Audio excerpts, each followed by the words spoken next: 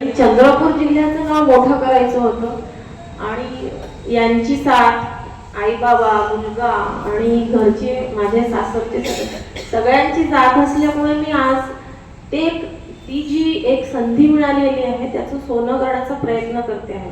बालकल्याण समिती ही सुद्धा महाराष्ट्र शासनातर्फे राजपत्रित अधिकारी म्हणून आमची नियुक्ती होत असते. त्याच्यामध्ये एक अध्यक्ष आणि 4 सदस्य असतात. ती बेंच असते, बेंच ऑफ मॅजिस्ट्रेटची पोस्ट आहे.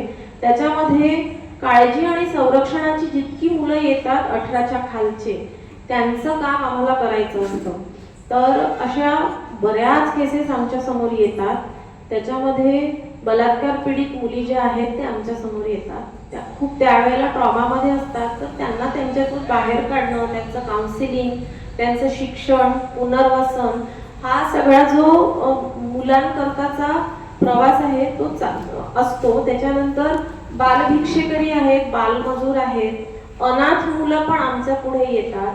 बरीच बाहेर राज्यातली मुलं जी आहेत ती इथे रेल्वे स्टेशनला किंवा आपल्या चंद्रपुरात कुठेही फिरताना आढळली तर आमची यंत्रणा कार्यरत असते.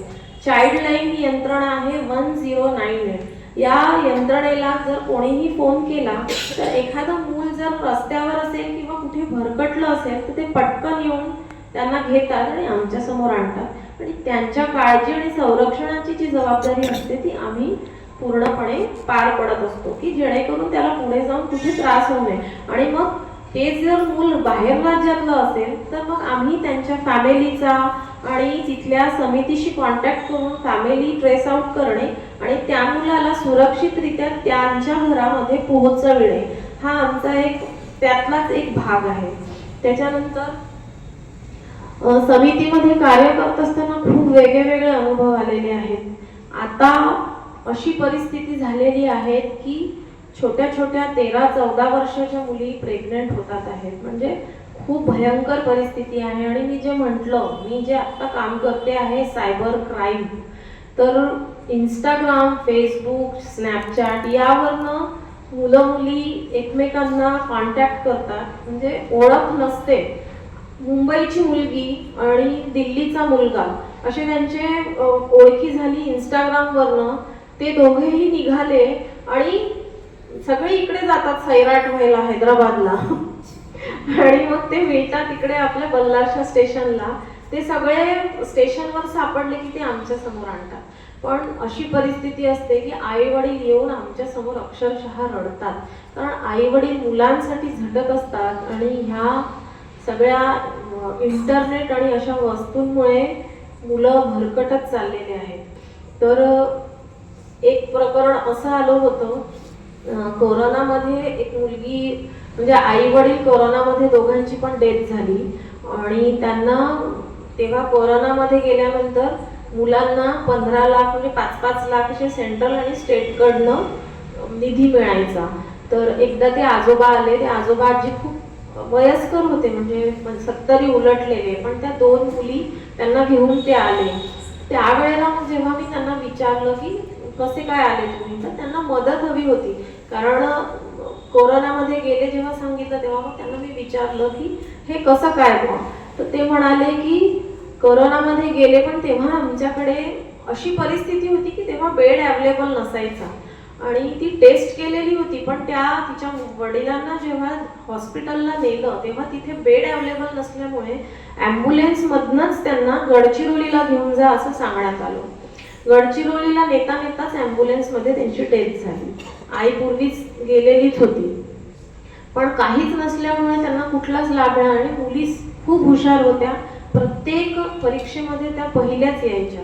मग त्यांच्याशी बोलल्यावर त्यांना जेव्हा आम्ही सगळं माहिती विचारली तेव्हा त्यांनी सांगितलं की त्यांना कोरोना झाला होता, घरच्यांना पण सगळ्यांना कोरोना होता. आणि मग ती RT-PCR जी टेस्टची जी स्लीप असते ती त्यांना मागवली. आणि मग तेव्हा जाणवलं की नाही, या मुलींचं भविष्य कुठेतरी आता धोक्यात जाणार, कारण बॅकअप काहीच नव्हता. आजोबाजी म्हातारे होते.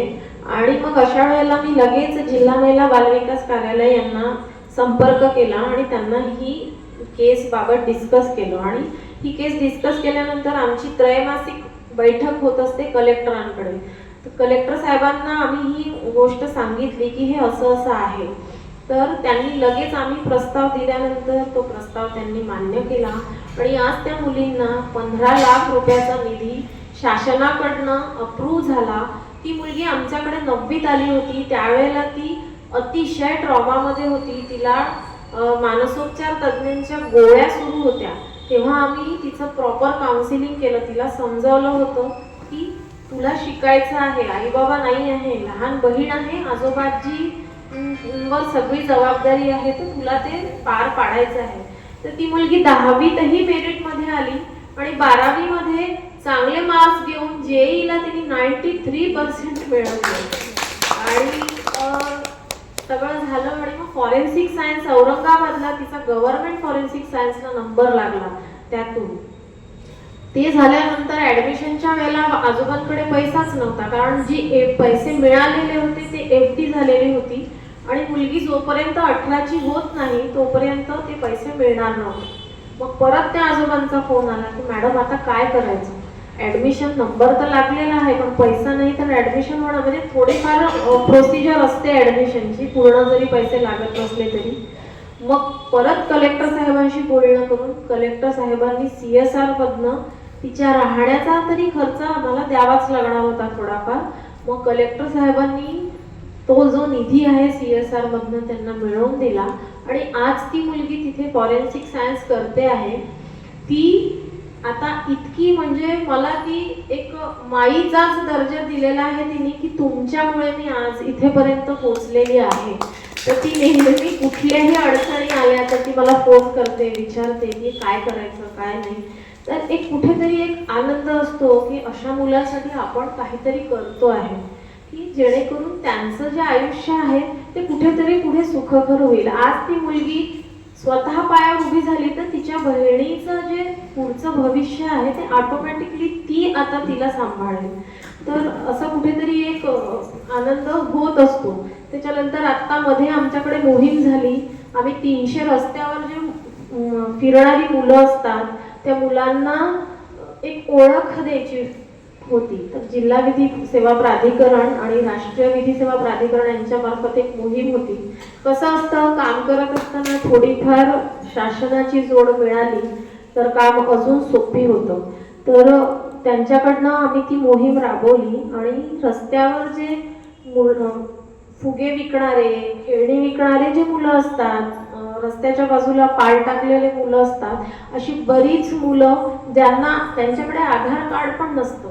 तर अशा वेळेला मग आम्ही त्यांना सगळ्या मुलांना एका NGO मार्फत प्रोड्यूस करण्यास सांगण्यात आलं आणि बाल कल्याण समितीला पावर्स असतात की त्या मुलांची एक ऑसिफिकेशन टेस्ट असते. जर वयाचा पुरावा जर नसेल तर गव्हर्नमेंट हॉस्पिटलमधनं त्यांची ऑसिफिकेशन टेस्ट करून आपण त्यांचं आधार कार्ड काढू शकतो.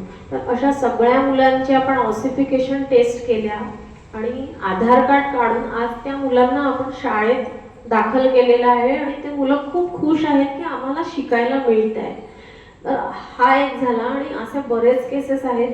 वाघ शिकार प्रकरणातली काही MP मधली लोक आली होती. राजुरा फॉरेस्टवाल्यांनी त्यांना अरेस्ट केलेलं आणि ती सगळीच्या सगळी फॅमिली आज जेलमध्ये आहेत. त्यांची मुलं आपल्या शिशुगृहात आणि बालगृहात आहेत. तर त्या मुलांना कधी शिक्षणाचा गंधच नव्हता, म्हणजे त्यांना साधं कधी आईवडिलांनी टाकलंच नाही, कारण त्यांच्याकडे आधार कार्ड नाही किंवा शाळेत जायचं पण काही त्यांना हेच नाही, कारण ते असेच खेळणी आणि फुगे घेऊन फिरायचं आणि साईड यांचा हा असायचा. तर त्या मुलांना जेव्हा आमच्या समोर आणलं तेव्हा आम्ही त्यांना शिशुगृहात दाखल केलं. आज ती सगळी मुलं 5 ते 6 छोटी छोटी मुलं आहेत सगळी. त्यांना सगळ्यांना आम्ही किलबिल शाळा आहे तिथे घातलेलं आहे. ती मुलं रोज जातात, आवडीने शिकतात. त्याच्यातली एक मोठी मुलगी आहे ती 8 वर्षाची आहे. तिला आम्ही शाळेमध्ये घातलेलं आहे पहिल्या वर्गात, तर ती पण शिकते आहे. तर असं कुठेतरी त्या मुलांचं जे संरक्षण आणि काळजी आहे, संगोपन आहे, हे आमच्या मार्फत आम्ही करतो आहे. तर यांनी जसं सांगितलं की यांचे पण काही आयाम आहेत, तसे माझे पण मी आयाम ठरवून घेतलेले आहेत.